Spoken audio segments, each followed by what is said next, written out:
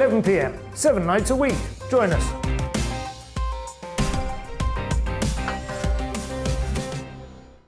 Hello there, I'm Eamonn Holmes. And I'm Isabel Webster.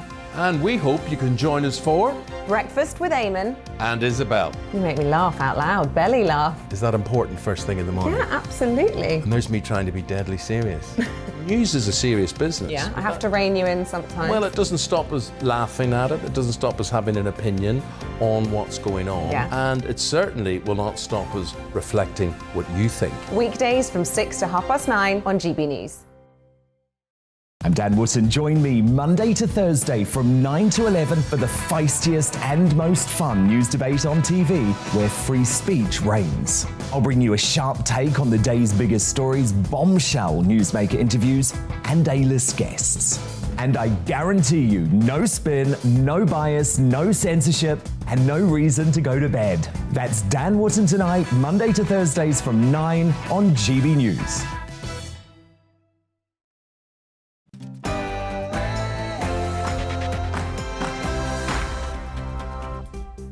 Hello there, it's 6 o'clock. I'm Michelle Dewberry and this is Dewbs and Co, the show where we'll get into some of the things that have got you talking. And goodness me, there is a lot that's got us all talking today. The Nationality and Borders Bill is back in the Commons. It is controversial. It's all well and good criticising all this stuff, isn't it? But what are we going to do about the sheer volume of people crossing the channel? 30,000 last year already, you know. Now we've had nearly 3,000 people, which is about 3 times the number that had crossed this time last year. It's going up and up. What is the solution to that? I want to talk to you about toll roads. Do you think we should have them in this country? Of course, we've got this obsession with things like electric cars, but what happens then to the money that the government's not going to be collecting? Our toll roads, the answer. I also want to talk to you about facial recognition technology. Sorry about that, that'll be my mum telling me she can see me on the television. I want to talk, as I was saying, about facial recognition technology. I want to talk to you about Prince Andrew and mental health and anxiety. Do you know, there's so many people right now on anti-anxiety medication. Are you one of them? Fascinating subject. And why are we having so many people with increased mental health issues? Lots to come. But first, let's have a look at the latest news headlines.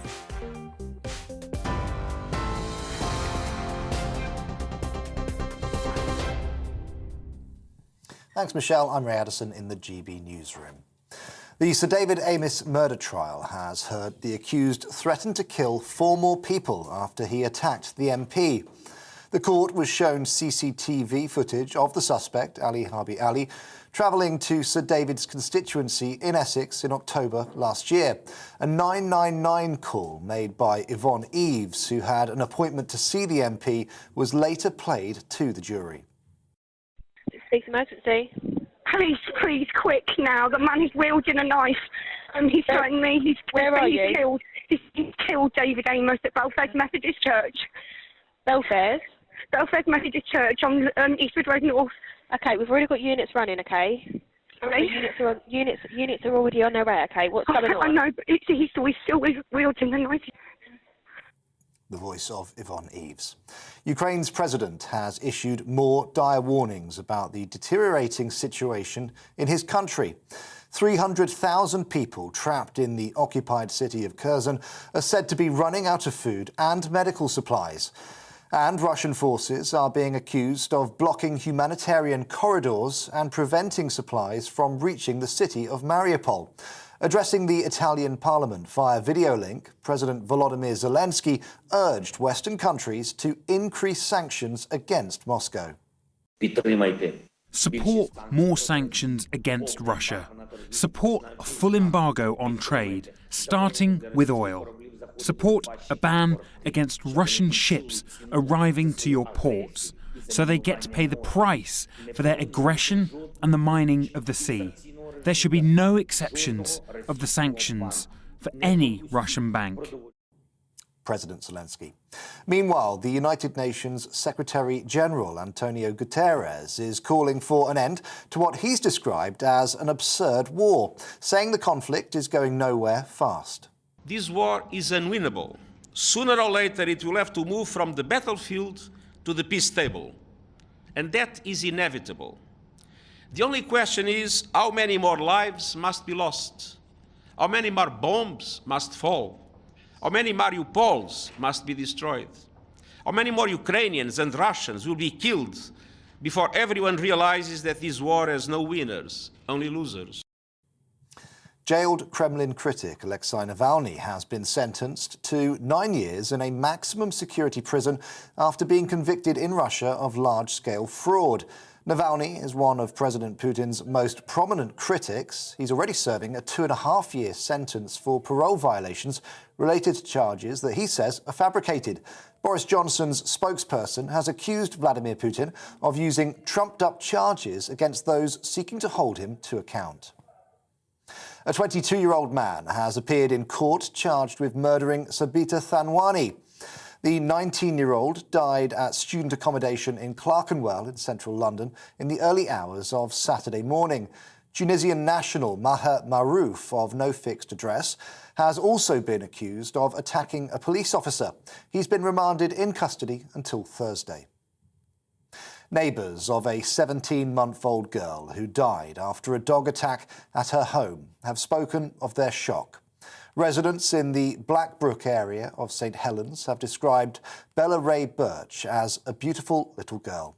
The dog had only been with the family for a week. It's since been put down. Merseyside police are appealing for witnesses and anyone who has any information on the dog. The number of COVID patients in Scotland's hospitals has reached a record high for the second day in a row. Official figures show that 2,221 people are currently in hospital with the virus. 12,000 new cases and 37 deaths were also reported.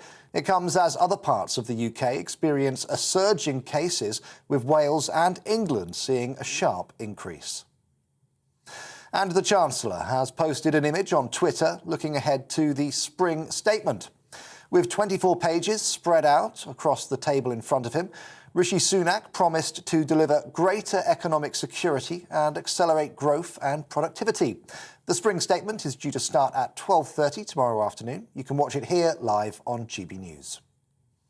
We're online, on TV and on DAB+ radio. This is GB News. Now it's back to Dewbs and Co.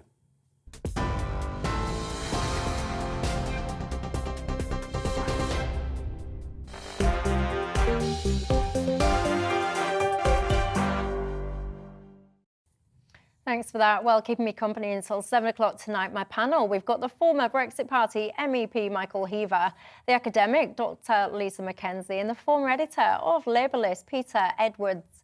And you know the drill on Dewbs and Co by now. It's not just about us here. It's about you as well at home and all your thoughts. What is on your mind tonight about the stories we're discussing, or anything that you think we should be discussing that we've missed? You can email me, gbviews@gbnews.uk, or you can tweet me at Michelle Dewbs or at GBNews. Don't forget, of course, you can watch us on YouTube. You might be already. Good evening to you if you are. You can listen to us on the radio. Just search for GB News on DAB. And of course, we are all over social media. So wherever you're watching and listening, good evening to you tonight. You are very welcome. Let's get into our top stories, shall we? The controversial, to put it mildly, I think, plans to change the country's asylum and immigration laws. A number of Conservative MPs are expected to vote against the government tonight. I'm speaking, of course, about the Nationality and Borders Bill. It's been debated in the House of Commons. This is, of course, after a number of amendments from peers in the Lords. Yesterday, Border Force officials stopped 213 migrants in the Channel, and there are reports that earlier today, a tiny baby were among those that were picked up from a small boat. More than 3,000 people have travelled from France to the UK using this route so far this year. One of the most contentious parts of the Nationality and Borders Bill would see some asylum seekers processed abroad, also known as offshoring. Home Secretary Priti Patel wants to go ahead with offshoring, but former Minister David Davies among those MPs who are opposing the policy. He, by the way, joins Nigel Farage a bit later tonight. Michael Heaver, your thoughts on all of this? I was alluding to some of the figures earlier on. 30,000 people crossed the channel last year. This year so far, 3,000, which is 3 times the number this time last year. It's going up and up. Certainly doesn't show any signs at all of stopping or slowing down. How are we going to deal with all of this? Well, you're absolutely right, Michelle. I mean, we've seen the numbers go up for a number of years now. As we know, last year it was 28,000 people. Some of the forecasters this year it could be upwards of 60,000 people. And Priti Patel, as Home Secretary, we've seen this go up year after year after year.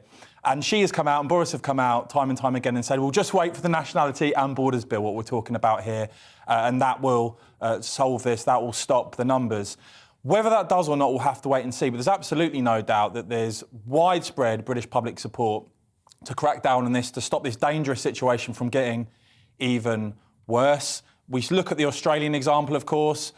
In the end, if you send out the message, there's no point coming across illegally via this route because you will not be allowed to stay. Ultimately, that is how you solve this. We saw Theresa May, when she was Home Secretary, say, if you truly want to reform human rights in this country, you have to leave the ECHR. It looks like the Home Secretary isn't going anywhere near that at the moment.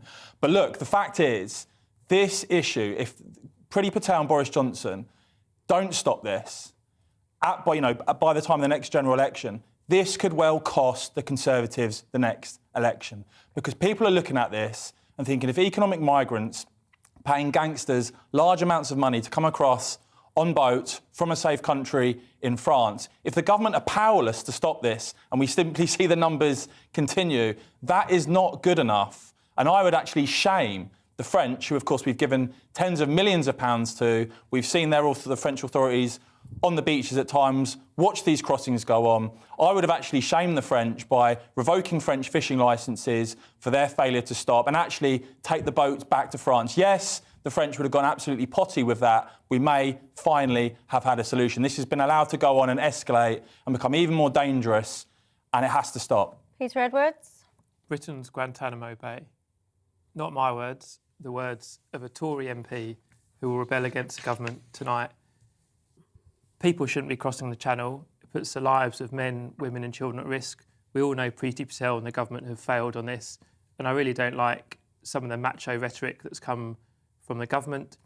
This government and other Tory governments since 2010 have had an incredibly hostile tone about immigration of all types, whether that's asylum or economic migration through traditional routes.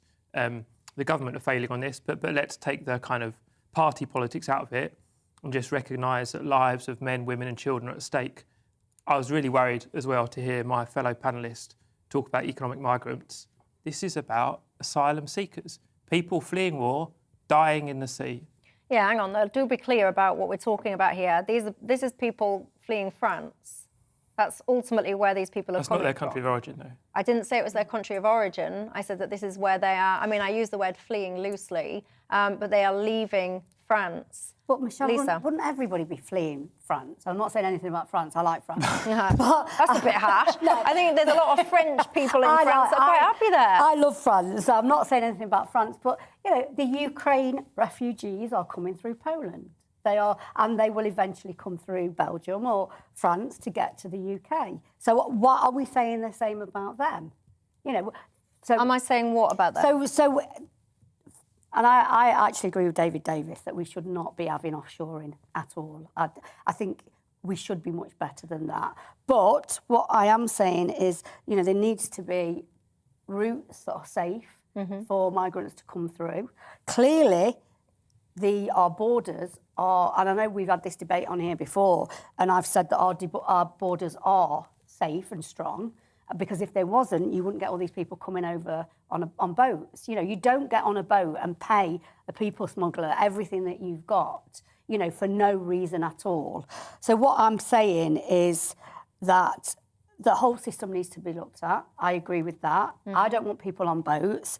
But what I'm also saying is, in order to get to the UK, because we are on an island, there is always a country you're going to come through.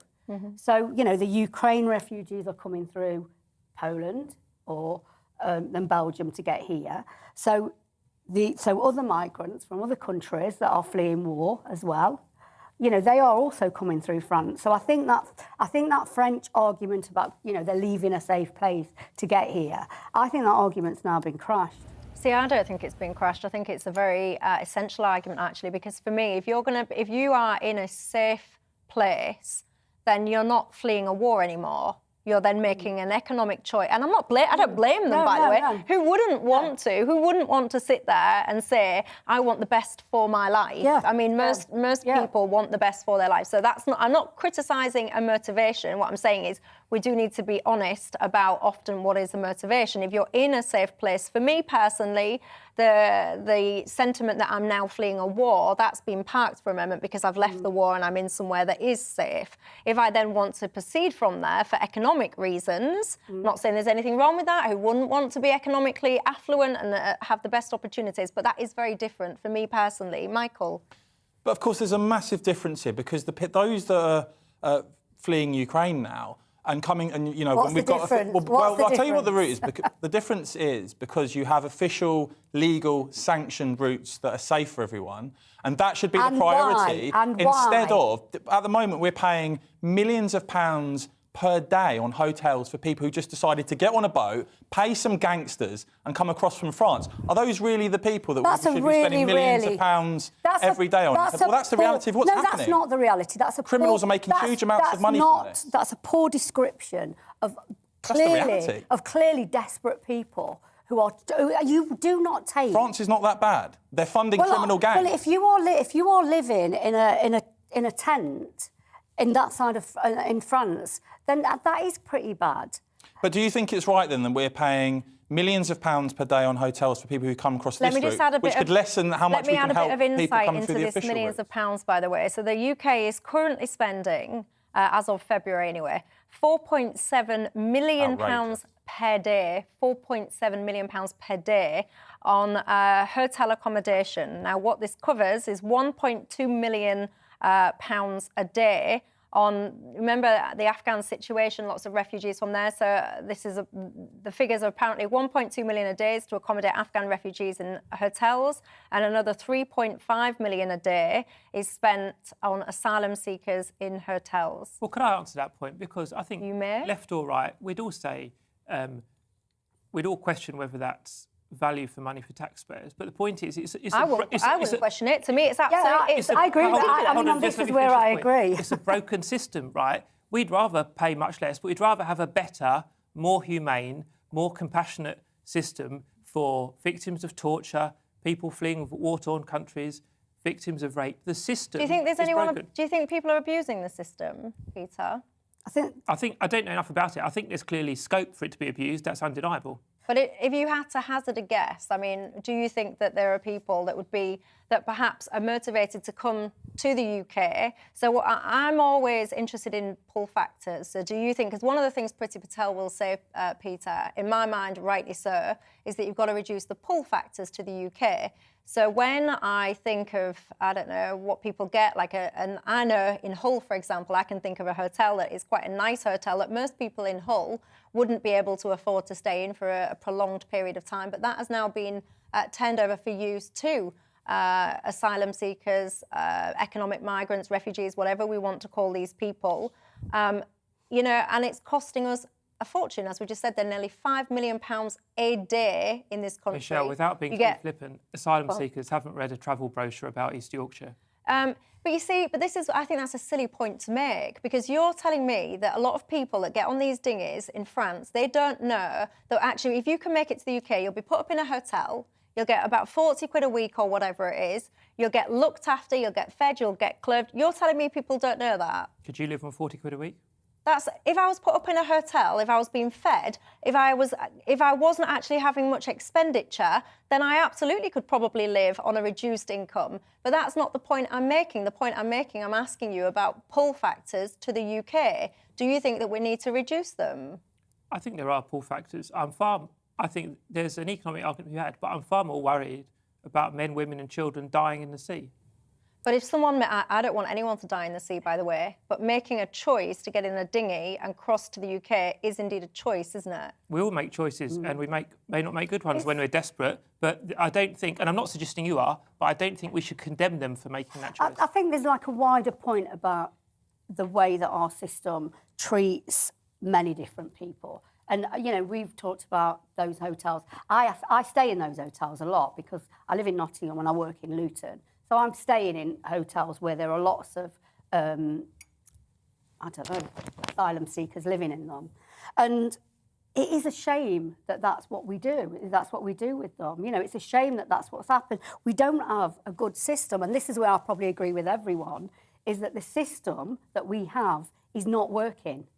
And so rather than, you know, having debates about offshoring and should we build... I mean, David Davis today, I heard him on another programme, and he was talking about how much it would actually cost to offshore people. And he said it would be cheaper to put them up in the Ritz and send the kids to Eton than it would be to send them offshore. It would be 4,000 miles away to Ascension Island, because so many other countries have already turned down Britain's request. So all of this is a bad system. And I don't know why in Parliament tonight they can just have a debate and say the whole system is bad. Well, I don't think anyone would suggest that the system's good. No. Or working. So why are they tinkering at the edges all the time and instead of actually really having a look at the system? But do you know, as well, Michael, I think there's almost, to me, you almost need two systems. You need if I think about my business head, I would say you need a business as usual system. So you've got an asylum seeker system that kind of operates and is consistent, all the rest of it. Then you almost need to have an emergency system. Because to me, what's happening in the Channel right now, and we've just described these numbers to you, it is out of control. I would actually say it's a crisis. If you've got, like we had 30,000 people, if you've got, it can be up to 1,000 actually a day crossing the Channel, that to me is an emergency situation, and you must have processes, laws, etc., that allow you to deal with that. I personally, and I know this is very controversial, and I know a lot of viewers will completely wholeheartedly disagree with me, as indeed you're right, I would have a turn-back system, and I would make it very clear to anyone and everyone, if you choose to make a Channel crossing, there will be no consideration of an asylum process. So if you enter the country by the route of the Channel, you will not even be considered for asylum. And then that leads to your point, Lisa, that in order to do that properly, you must then have an effective system elsewhere so that people can then claim asylum using a different route. Yeah. But Michael? No, look, Michelle, I agree with you there. And I would think, you know, everyone here on this panel, I think, agrees that we don't want to see this continue. The fact is, this hasn't just continued, it's got worse, a lot worse, year after year after year. As I said, it was 28,000 last year. This year, the forecast is 60,000 plus. So it's all right to criticise Priti Patel's Nationality and Borders Bill, but what is the alternative that people are putting forward? My argument is you need strong deterrence, a clear message. If you use this route, you won't be allowed to stay. So there's absolutely no point paying gangsters to bring you across in the first place. But you know what I found out, Peter? Answering the question, is it legal or illegal to get on a boat in France and come over to the country, to the UK, sorry, it's quite hard actually to find definitive answers as to whether or not that's legal or illegal. Because for a long period of time it was described as illegal. You couldn't just get on a boat and randomly come to the UK and try and claim asylum, etc. And actually, it's not illegal. It is legal to do that. And I think this is one of the problems. And again, I always say to my viewers, it's a jolly good job that I'm not in charge of the country. But if I was in charge of the country, one of the things that I would do is make that crossing illegal and say, actually, you can't do that. You simply just can't do that. I would make it almost impossible for people to be able to cross the Channel and claim asylum in this country. How would you do that when France is in the EU and the journey involves French waters? Well, what I would do, as I've just explained, and I know it's controversial, and I know that many of you will be watching this, shouting at your TV and thinking, I'm an awful person, I understand that, you're entitled to your view. I would have turn back. So I wouldn't actually have people... How could you make it illegal when Britain couldn't act unilaterally to make that journey? I'd police my water, that's what I'm saying. I'd police my borders. So I would actually turn back. So if I got sight or wind, actually, of a dinghy coming up to my border, I'd be doing turn back the way that Australia was doing turn back in what they call Operation Sovereign Border. I wouldn't let people cross the channel, cross into the border. And I would make absolutely damn sure, I'd say, if anyone actually managed to evade, well, it wouldn't be me, but my system, and you did make it to the shores, I would just say there is no opportunity for you to claim asylum if your route of entry to this country was via the channel. And would you do that unilaterally or in cooperation with France?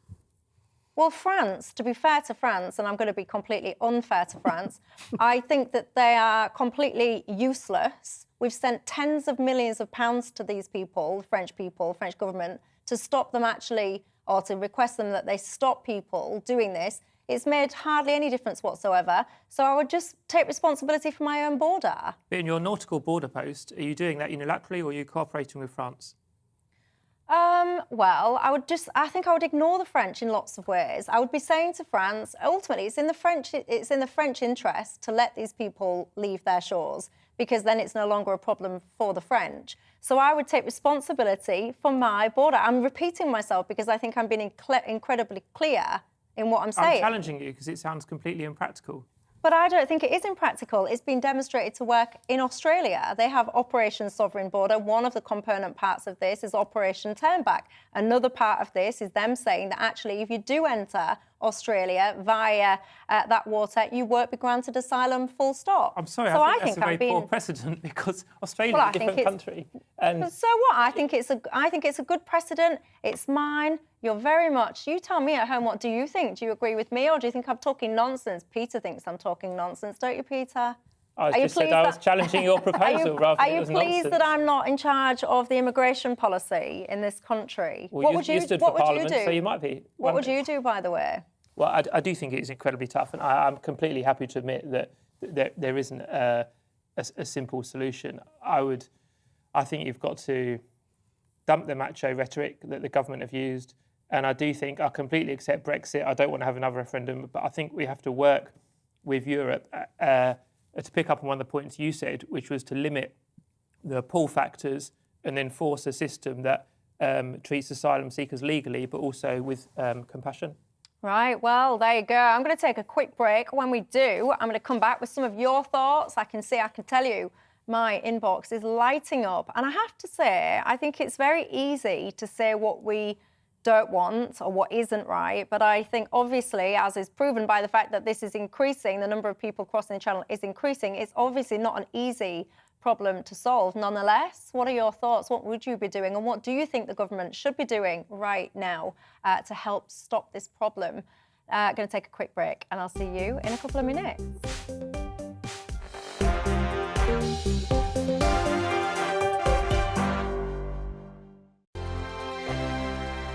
GB News is the UK's home of discussion and debate from all perspectives. To stay up to date on the latest stories, make sure that you subscribe to the GB News channel right here on YouTube. You can watch us live 24/7 across the whole world. You can also check out exclusive content and catch up on previous episodes of your favourite shows. Every day, we ask the questions that you'd ask, so why not add your voice to the conversation in the comments section? Don't forget to subscribe. We are GB News, Britain's news channel. Every night at 11 on GB News, we bring you the next day's stories the day before. It's basically like time travel. If it's a big story, we'll cover it, guaranteed. But we'll also have some fun along the way. Big opinions, big laughs. Sometimes big hair. This is Headliners, the paper review show that won't send you to sleep like the others will. 11 p.m, 7 nights a week. Join us.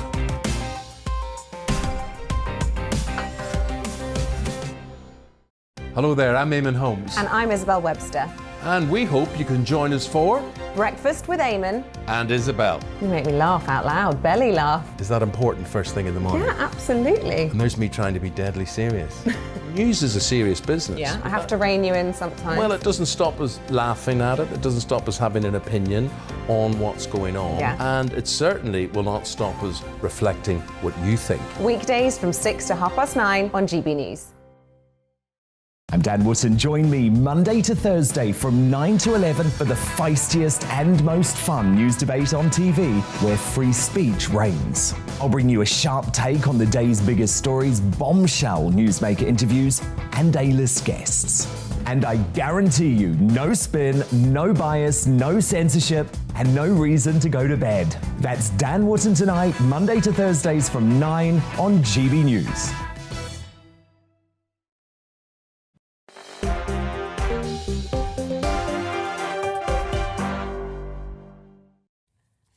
Hello, welcome back to Dewbs and Co with me, Michelle Dewberry. I've just been having a fascinating conversation with one of my panellists just then, Lisa.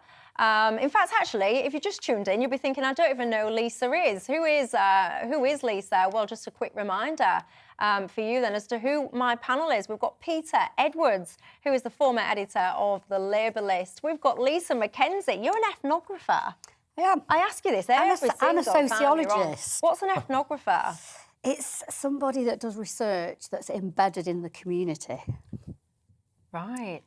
You're embedded into the community, researching people. Yes, I am. Interesting. And Michael Heaver, former Brexit Party MEP.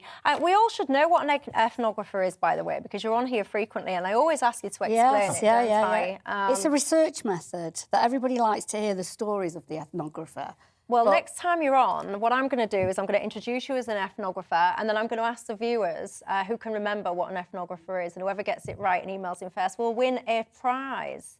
It won't be a good prize, but it'll be a prize nonetheless. Just glory, actually. Just get the glory of knowing that you're right. Anyway, we were just talking about Nationality and Borders Bill just before the break. What do we do about the situation in the Channel? Lots of you agree. There is almost two situations, isn't there? There's the ongoing situation of asylum in this country, and for that, absolutely, you should have your routes, your abilities, your systems, your processes for people to do that. I don't think anyone is against people claiming asylum in the UK. But then there's also the emergency situation, I would call it a bit of a crisis, actually, of the people, the numbers of people that are crossing the Channel, and what do we do with that?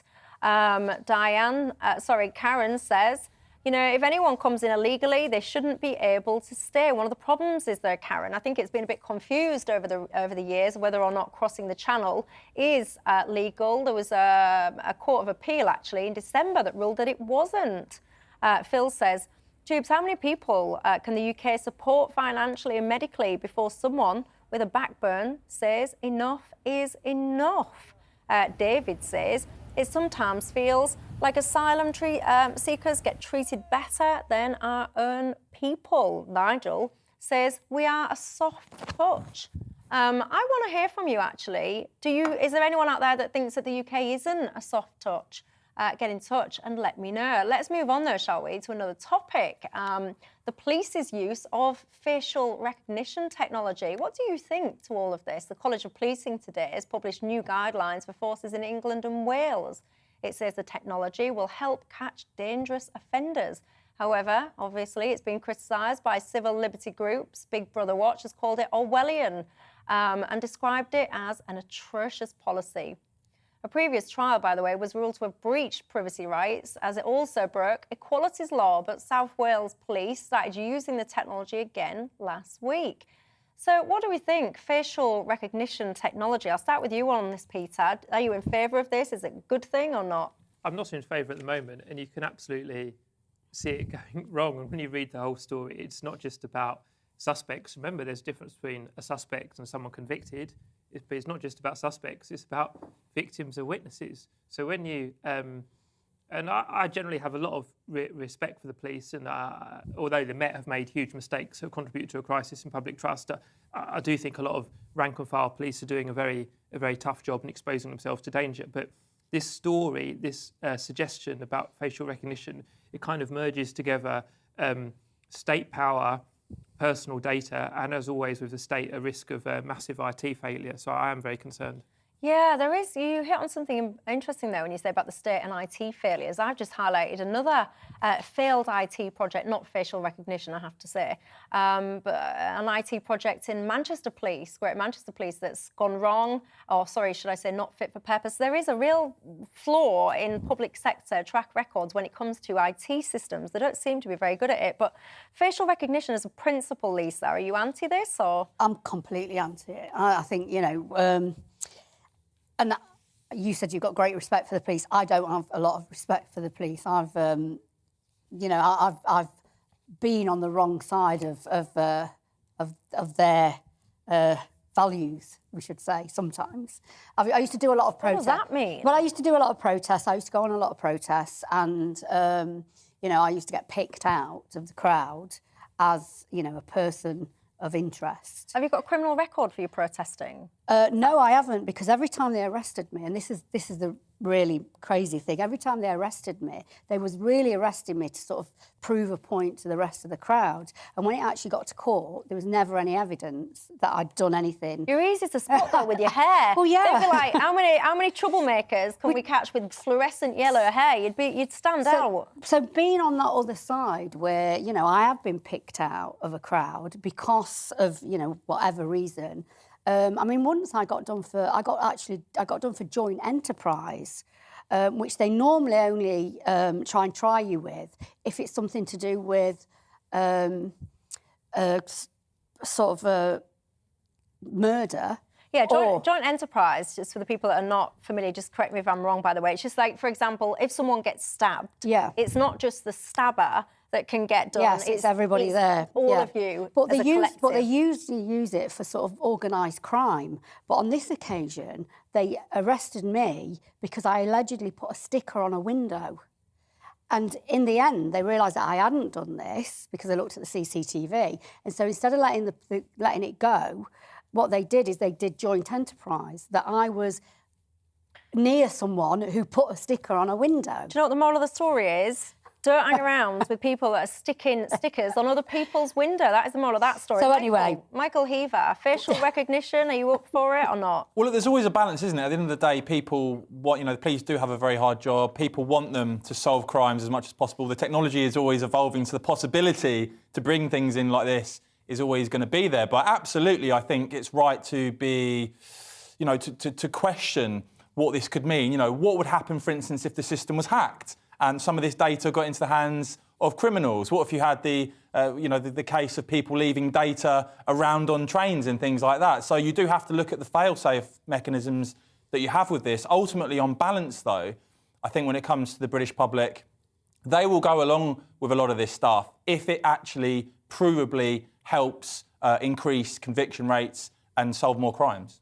Yeah, I've got to say, right, as a principal, I mean, let's be honest about this. There's a lot of wrong-uns roaming the streets, right, that should be caught, should probably be in prison, and they are not. So anything, quite frankly, that helps catch these people, I am in favour of. However, when you start looking at some of the information here, 4 out of 5 people identified in the Metropolitan Police's facial recognition technology as possible suspects are innocent. It goes on to say the system is 81% inaccurate. So I've got to say, I don't get huge levels of confidence there from the old technology. But, you know, I don't know, if someone's committed a crime against you and this software helps track them down, Peter, you'd be grateful for that, wouldn't you? I think that's a very emotive question about something that's ultimately got to be evidence-led.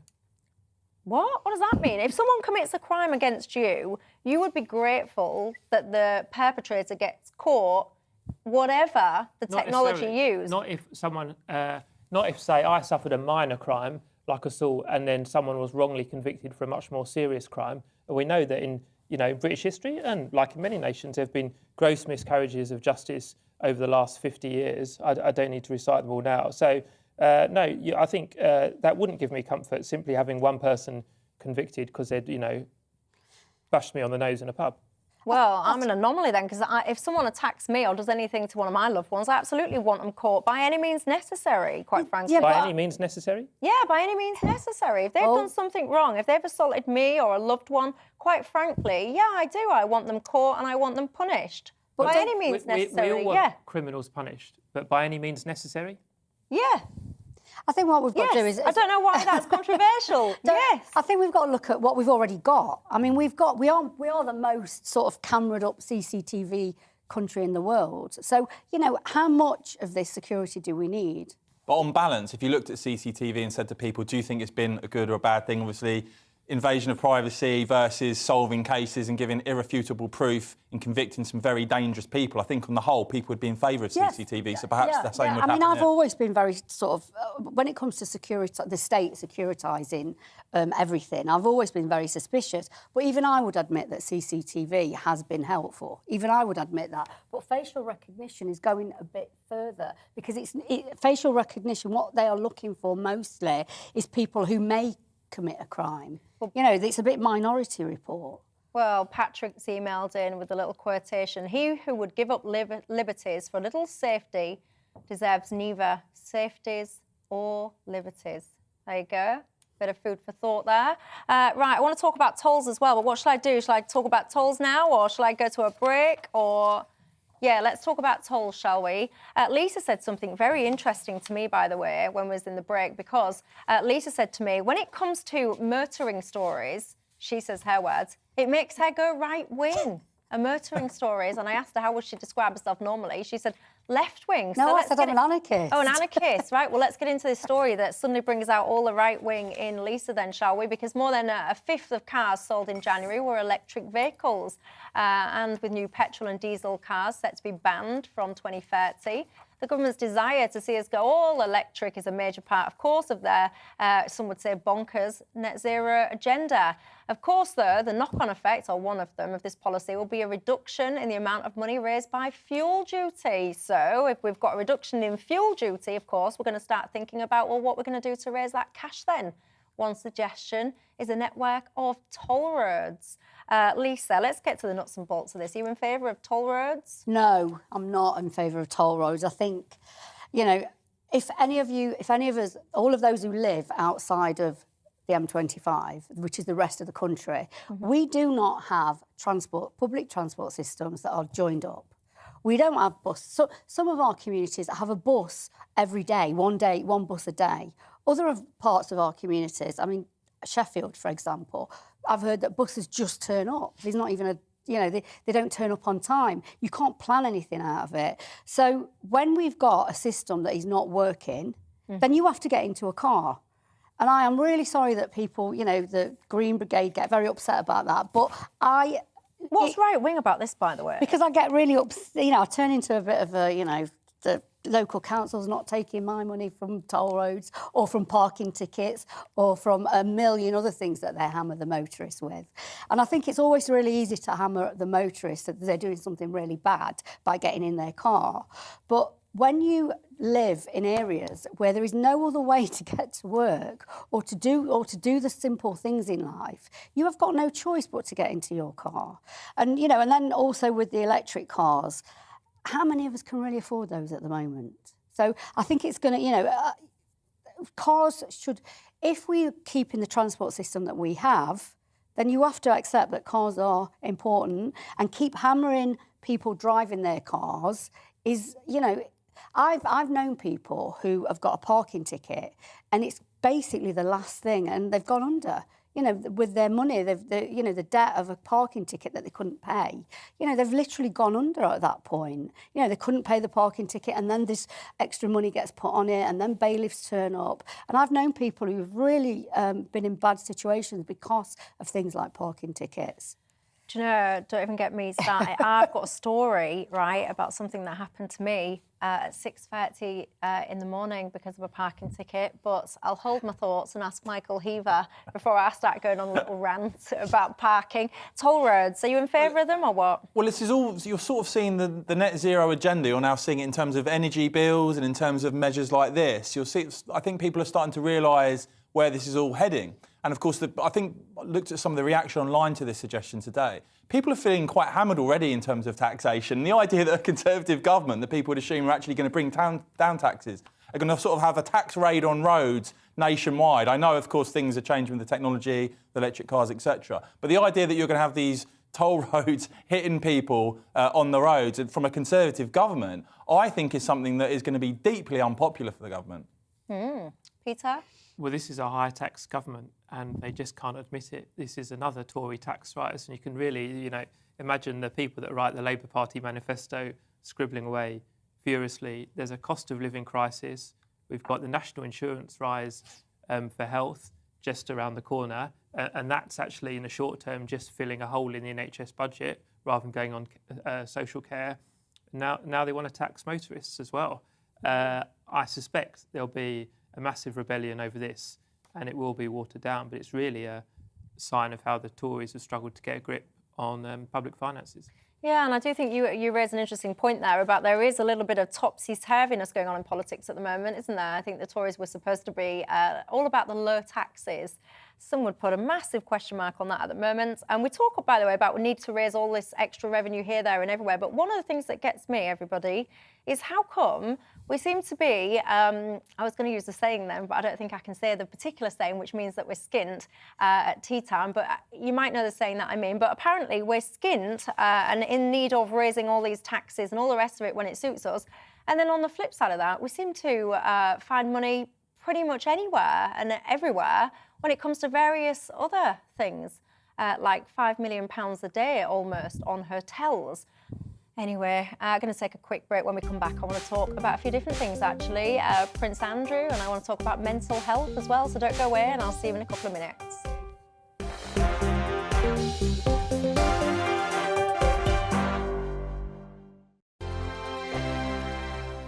GB News is the UK's home of discussion and debate. From all perspectives. To stay up to date on the latest stories, make sure that you subscribe to the GB News channel right here on YouTube. You can watch us live 24/7 across the whole world. You can also check out exclusive content and catch up on previous episodes of your favourite shows. Every day, we ask the questions that you'd ask, so why not add your voice to the conversation in the comments section? Don't forget to subscribe. We are GB News, Britain's news channel.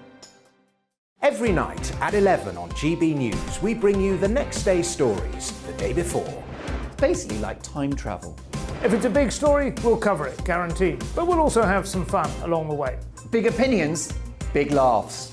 Sometimes big hair. This is Headliners, the paper review show that won't send you to sleep like the others will. 11 p.m, 7 nights a week. Join us.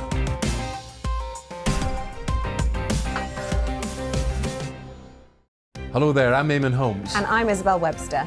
And we hope you can join us for Breakfast with Eamonn and Isabel. You make me laugh out loud, belly laugh. Is that important first thing in the morning? Yeah, absolutely. And there's me trying to be deadly serious.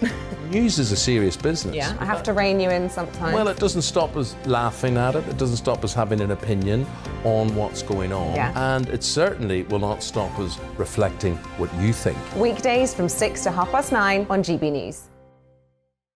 I'm Dan Wootton. Join me Monday to Thursday from 9 to 11 for the feistiest and most fun news debate on TV, where free speech reigns. I'll bring you a sharp take on the day's biggest stories, bombshell newsmaker interviews, and A-list guests. And I guarantee you, no spin, no bias, no censorship, and no reason to go to bed. That's Dan Wootton Tonight, Monday to Thursdays from 9 on GB News.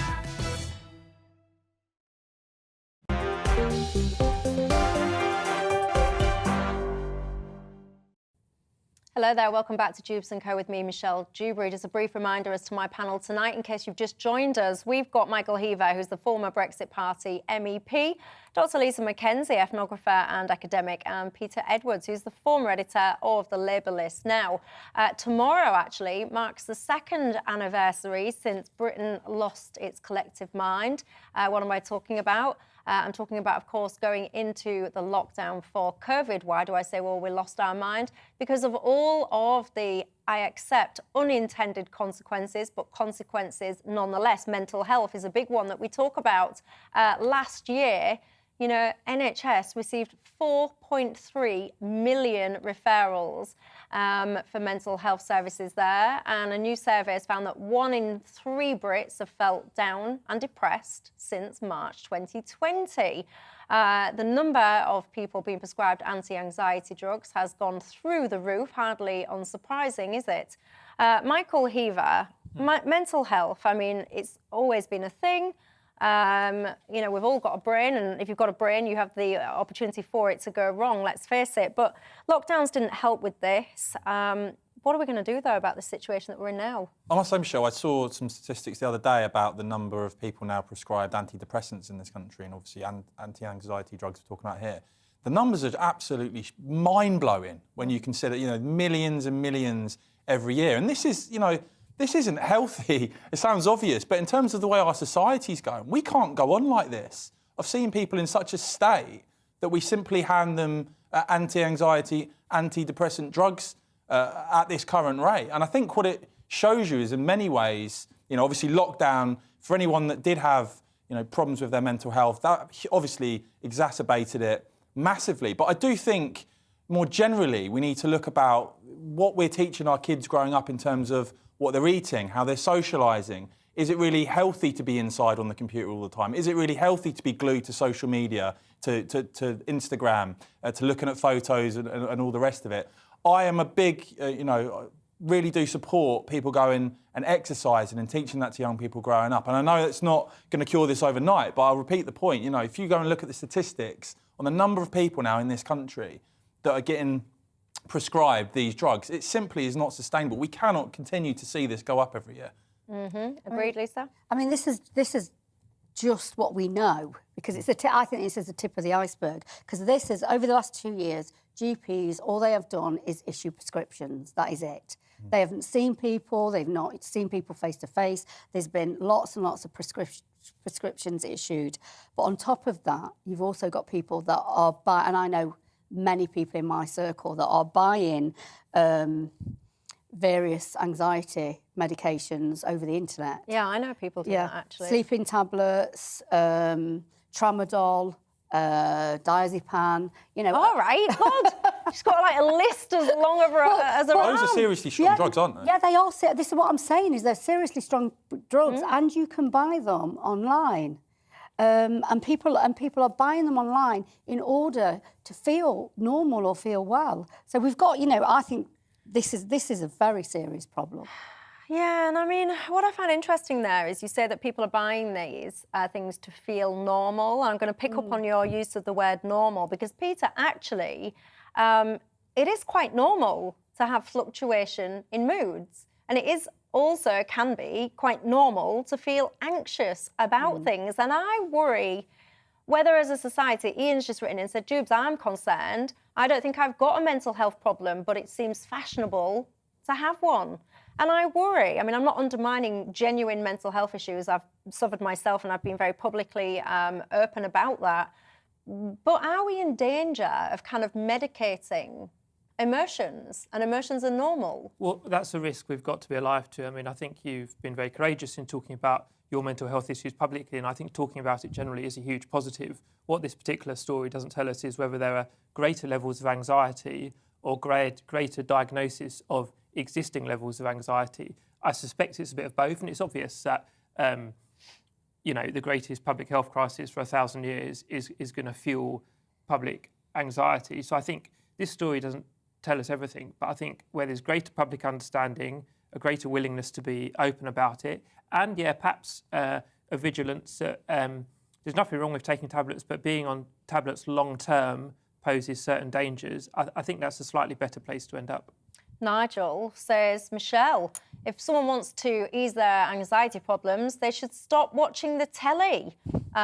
He says discussion programmes like yours just fuel anxiety. I've got to say, Nigel, I'm not sure that I personally fuel anxiety, but I do think you hit on an interesting point, because actually I think what goes on in the world at the moment, a lot of it is quite depressing. It's quite downbeat. It's not nice, is it? We've just gone from a huge pandemic where pretty much everyone was told that they might die, if not you might kill someone else. And then we've lurched from that into a cost of living crisis. We've lurched from that into a war. So let's face it, there's not a lot of upbeat information and things going on at the moment. But yeah, don't switch Dewbs and Co off. We always try and make you feel better on this show, if nothing else. Let's move on and talk about Prince Andrew, shall we? He's going to attend Prince Philip's memorial service next week.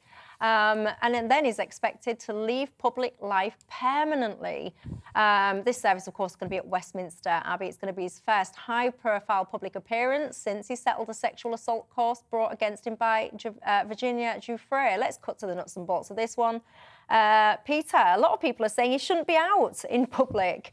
Really? What do you think to that? Well, I generally trust the Queen's judgment. I think she's got this right. I don't doubt the decision has come from the top. Of course, at a time like this, our thoughts should be with Virginia Dewberry and the victims of Jeffrey Epstein. Prince Andrew's denied a lot of things, but obviously he's been involved in a settlement. But the idea that he essentially goes to a memorial service with his family members and then retires from public life, I think is perhaps a reasonable place to end up, because you want to take into account the feelings of all the royal family, as well as the very unpleasant allegations against Prince Andrew. This is his dad, after all, Lisa.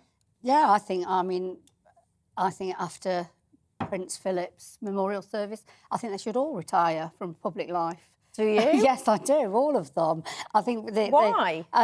Because I don't. Because you're an anarchist doing that. There you go. But also, I don't know what the point of them is. That's what if someone could give me a good argument, what is the point of Michael Heaver, can you give Lisa a good Well, argument? absolutely. I mean, I am a bit biased on this because I'm from Cambridge, but the Duke and Duchess of Cambridge, the Cambridges, I mean, what fantastic ambassadors and role models they are for this country, projecting what this country is all about right across the world. What have they done? Well, I think what they do, their life is about public service, isn't it? But what is it that they do? Well, they go around the world and well, no, come on. The royal family and the Queen do so much. Listen, I am a Republican. I think and the Queen. I accept people love her. I don't particularly love her, but I accept people do. But she's coming to the end of her life and at the end of her reign, and I am not sure what the point of the rest of them are. I mean, let's be honest. Everybody on this panel, are you all looking forward to King Charles? Lisa, if it's a choice between the Queen or President Boris Johnson, who do you pick? Why would it have to be President Boris Johnson? It could be President anybody. I mean, it doesn't have to be President Boris Johnson. I mean, that's always a simple argument that gets thrown out. Whoever is unpopular at the moment, No, it's not about unpopularity. Who would be the head of state if it's not the King or Queen? We would probably have a president. Yeah. But that would be Boris, wouldn't it? No, it wouldn't be Boris. An anarchist needs a thought-through plan for abolishing the monarchy. Well, I've only thought as far as the abolishing them. I mean, I'm not really... And again, because I'm an anarchist, I don't really agree... I don't want any president or prime minister. An anarchist still needs a plan, I think. Yeah, well, we have got plans. I just can't say them today. Well, there you go. What do you reckon? Do you think Lisa wants to do away with all the royals? Do you agree with that? Goodness me. Let me know your thoughts on that. You've all been emailing in. Lots of you are still talking about the first topic, by the way, about immigration and what we should do with the channel crossings. Michael has emailed in to say it's interesting to see what is considered a mental health issue these days. I think the boundaries seem to be expanding, is his point there. Carol says it's been too easy for doctors to just issue medication prescriptions instead of seeing patients. I've got to say, I agree with you on that one. You stop depression by telling your children to toughen up and life's not fair, etc., etc. That's what Ian says. There you go. Anyway, that's all we've got time for tonight. Thank you very much to my panel, Michael, Lisa and Peter. And of course, thank you at home very much for your company. Have yourself a great evening and I'll see you tomorrow. Hello again, I'm Aidan McGivern. Smashing afternoon out there for most of us, and it's going to stay that way until at least the end of the weekend. Blue skies, feeling warm, odd shower possible, but that's the exception rather than the rule. Generally speaking, high pressure to the east of the UK is maintaining a warm and dry feed of air from the continent, and as a result, virtually cloud-free skies. Not entirely as we go through the evening. Some medium-level cloud drifts north. That could give the odd shower for North Wales, North Midlands, Northern England, for example. Either way, it disappears by the end of the night, and under extensive clear skies, a few fog patches start to form into northeast England, eastern England as well.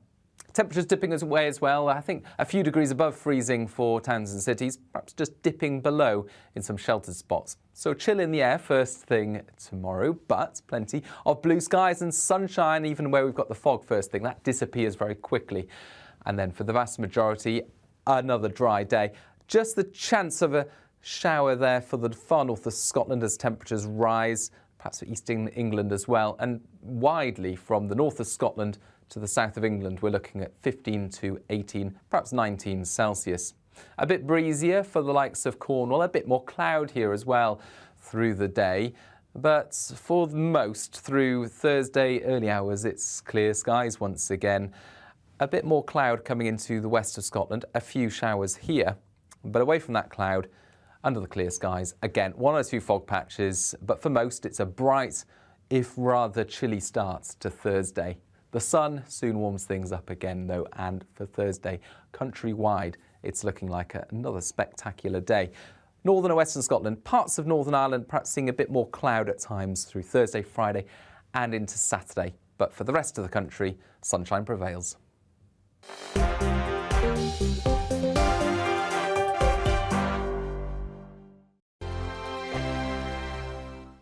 GB News is the UK's home of discussion and debate from all perspectives. To stay up to date on the latest stories, make sure that you subscribe to the GB News channel right here on YouTube. You can watch us live 24/7 across the whole world. You can also check out exclusive content and catch up on previous episodes of your favourite shows. Every day, we ask the questions that you'd ask, so why not add your voice to the conversation in the comments section? Don't forget to subscribe. We are GB News, Britain's news channel. Every night at 11 on GB News, we bring you the next day's stories the day before. It's basically like time travel.